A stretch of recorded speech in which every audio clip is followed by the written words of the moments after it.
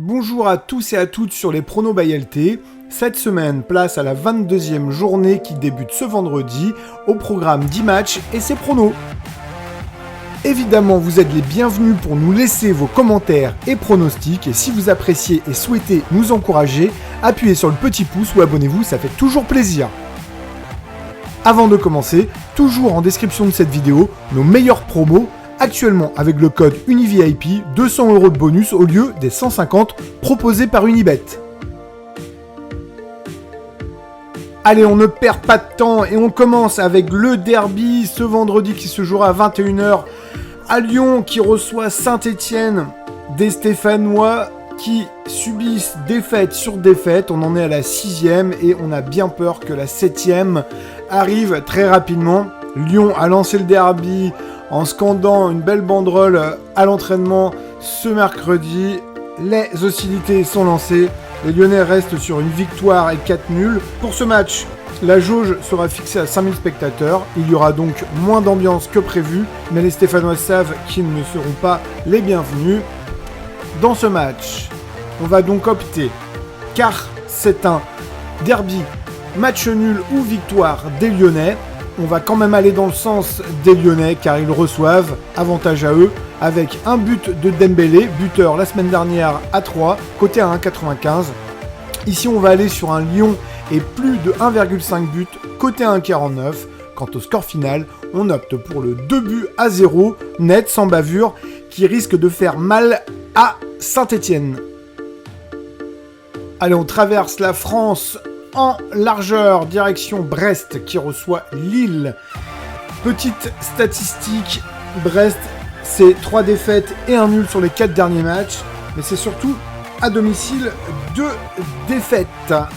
Et là, les Lillois en face, eh bien c'est 8 matchs consécutifs en Ligue 1 sans perdre.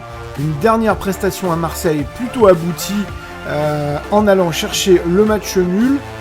Il méritait peut-être un peu mieux. Le LOSC, c'est solide depuis quelques matchs. Alors même si certains joueurs sont sur le départ, on pense notamment à Yassisi, il va falloir compter sur eux en déplacement. On opte d'abord pour un match nul ou une victoire de Lille et plus de 1,5 but dans ce match, coté à 1,61. On va aussi prendre une option buteur. On le sait, Honora est capable de marquer à l'extérieur comme à domicile.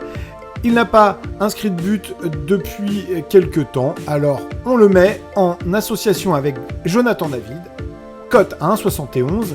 Quant au score final, même si les Lillois vont bien, il se pourrait bien que les Brestois ont envie de freiner un petit peu la mauvaise passe. On opte ici pour un match nul, un but partout, en faveur des deux équipes. Place à une belle affiche. Lens reçoit Marseille. Ce match promet. Lens est 6e à domicile et reste sur quelques bons résultats, notamment la victoire contre Rennes, 1-0. L'OM, quant à lui, essaye de se démener tant bien que mal pour effectuer un mercato hivernal plutôt cohérent. En tout cas à leurs yeux. Bakambu a signé mais est incertain pour ce match. Quant à Kolasinac, eh bien c'est la même chose. On sait que le bonhomme il a joué avec déjà Guendouzi, Saliba et Harit en Allemagne et en Angleterre. Sera-t-il présent? Point d'interrogation. Donc on va se baser sur une équipe type. Dans ce cas, on voit ici une victoire de Lens ou un match nul. On sait les Marseillais se déplacent plutôt bien. On opte pour Lens avec un remboursement 6 matchs nuls coté à 1,71. Et dans ce match où l'on voit des buteurs, on a envie d'opter pour un double chance avec un but de chaque côté, en tout cas un buteur de chaque côté, Kalimundo ou Milik. Là on est coté à 3,32. Quant au score final, on a envie de se dire que ce match avec des buts risque de se terminer par un match nul qui contentera les deux équipes. On va donc partir sur un match nul, 2 buts partout. Direction la Lorraine à présent, où les Messins vont recevoir l'OGC Nice. Ici, nous sommes face à deux clubs aux antipodes sur le point de vue classement. Pourquoi je vous dis ça? Metz, c'est la dernière équipe au classement à domicile. Nice, c'est la première équipe au classement à l'extérieur.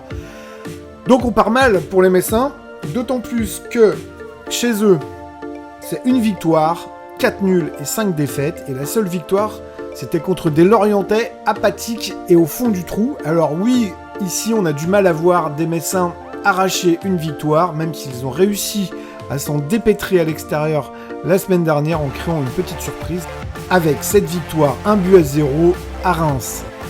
Pour autant, en face, nous avons des Niçois qui vont très bien puisqu'ils en sont à 4 victoires consécutives. Des Niçois deuxième et solide. Victoire donc à l'extérieur des Niçois avec un but de l'inévitable Dolberg ou de Gouiri en double chance côté 1,46. Quant au score final, même si Nice est capable d'aller gagner, ils peuvent et sont susceptibles de prendre des buts. On prend donc l'option score multi-choix 2-1, 3-1 ou 4-1 en faveur des Niçois à l'extérieur, côté à 3,95. Et on va juste prendre la plus petite démarche pour le score final 2-1 en faveur des Aiglons. Ensuite, nous allons à Clermont qui va recevoir Rennes. Des Clermontois qui alternent le chaud et le froid. Alors Rennes aussi. Mais l'orgie contre Bordeaux peut avoir réveillé les appétits et remis en place le jeu des rouges et noirs. Et devant ce succès, attention, Clermont, ils sont 16e au classement à domicile, quand Rennes est 8e au classement à l'extérieur. Clermont, c'est 2 défaites, 1 nul et 1 victoire depuis 4 matchs. Donc oui, ils alternent le chaud et le froid. Pourtant, la seule victoire, c'était à l'extérieur, à Angers. Ils sont pas très bien à domicile, et c'est ce qui va nous faire pencher la balance en faveur des Rennais. Rennes, avec plus de 1,5 buts, coté à 2,11, on dit oui. Et on va dire oui aussi au buteur Gaëtan Laborde, coté à 1,95. Quant au score final, des Rennais solides sans prendre de but, victoire 2-0 des Rouges et Noirs. Sans plus attendre, on va aller à la Beaujoire à présent. Les Nantais reçoivent le FC Lorient. Nantes a été défaite à Nice la semaine dernière dans un match qui aurait pu leur sourire. En tout cas, ils auraient peut-être pu ramener un point, mais ça n'a pas été le cas. Avant ce match, ils étaient sur une belle série de 3 victoires et un nul, dont une victoire et un nul à domicile. Lorient, c'est 2 nuls lors des 2 derniers matchs, 2 nuls prometteurs, le premier contre le PSG et le second contre Angers. C'est surtout 4 points de perdus, parce qu'à chaque fois, il y a eu des faits de jeu plutôt en faveur des Lorientais. Un Paris Saint-Germain qui égalise dans les arrêts de jeu, et puis contre Angers, un carton rouge au bout d'un quart d'heure pour les Angevins, est impossible de saisir cette occasion. Alors, ce match risque d'être serré, c'est pourquoi on va choisir d'abord un double chance, soit Nantes, soit le match nul. On reste sur ce cas de figure avec Nantes ou match nul et but des deux équipes, coté à 2,88. En revanche, on n'est pas persuadé que ce match soit synonyme de but à gogo. On prend le pari de se dire qu'il y aura moins de 2,5 buts dans ce match, côté 1,51. On se dit que ni l'une ni l'autre n'est prête à céder, et vu l'état de forme actuel, eh bien, on opte pour un match nul, un but partout entre Canaries et Merlu. Allez, on prend la route, on va faire une petite demi-heure et on arrive à Angers. Angers reçoit 3. Alors attention, on n'est pas parti pour voir un super match. Angers, depuis 4 matchs, c'est 3 défaites et un nul. Alors oui, il y a une défaite en Coupe de France contre l'Inas Montlhéry, mais voilà. Les 2 derniers matchs à domicile se sont soldés par une défaite en championnat. Compliqué. Les Troyens, depuis 4 matchs en championnat, c'est 3 défaites et un nul. Une défaite et un nul à l'extérieur. Devant ce constat, eh bien on a envie de dire match nul, 0-0 point. Alors oui, on aurait tendance à vouloir aller dans ce sens. On va juste donner du crédit à l'équipe qui reçoit. Alors on va partir du principe que Angers est capable de marquer des buts. Angers est plus de 1,5 buts, c'est coté à 2,58. On pense également qu'ils ne vont pas prendre de buts. En ce sens, on va aller sur un score multi-choix 1-0, 2-0 ou 3-0, coté à 2,82. Donc vous optez soit pour le 2-0 si vous pensez qu'ils peuvent marquer plus de 1,5 but. Nous, on va partir du principe quand même que ce match va être serré et donc on opte pour un score final de 1-0 en faveur des Angevins. Voilà, maintenant nous allons à Bordeaux. Bordeaux qui reçoit Strasbourg. Bordeaux, c'est simplement les derniers du classement à domicile, avec seulement 7 points. Strasbourg, eux, ils sont un peu mieux à l'extérieur, ils sont 9e. Bordeaux, c'est un bilan plutôt catastrophique. Ils en ont pris 6 à Rennes la semaine dernière. Ils restent sur 3 défaites consécutives, quand Strasbourg enchaîne 4 victoires et une défaite sur les 5 derniers matchs. Et sur les 5 derniers déplacements, c'est 2 victoires, 2 nuls et 1 défaite.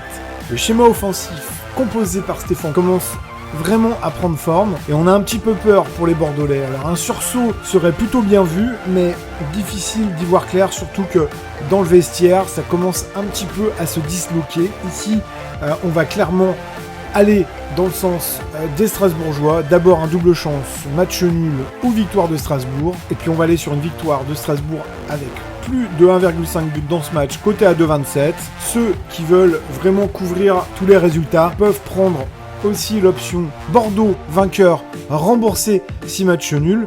Là on est coté à 2,19, c'est aussi intéressant. Et pour le score final, oui on va être un peu dur, mais victoire de Strasbourg 3-1 dans un match où les débats n'auront pas eu lieu pour les Bordelais.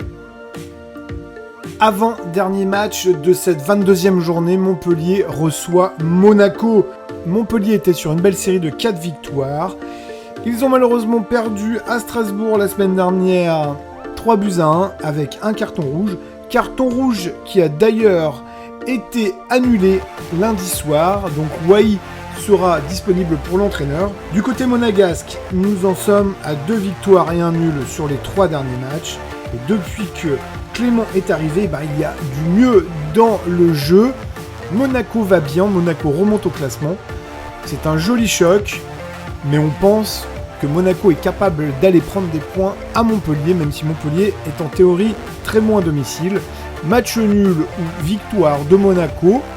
S'ensuit un choix de buteur d'abord. On va prendre l'option but de Savanier ou de Ben Yedder, côté à 2,27. Ben Yedder, on l'a vu, il est rentré la semaine dernière et il en a mis 2. Savanier, c'est typiquement le genre de match où il peut s'exprimer, frappe de loin, coup franc. Enfin, on opte pour le nul ou Monaco avec plus de 2,5 buts parce qu'on pense vraiment qu'il va y avoir des buts côté à 2,33.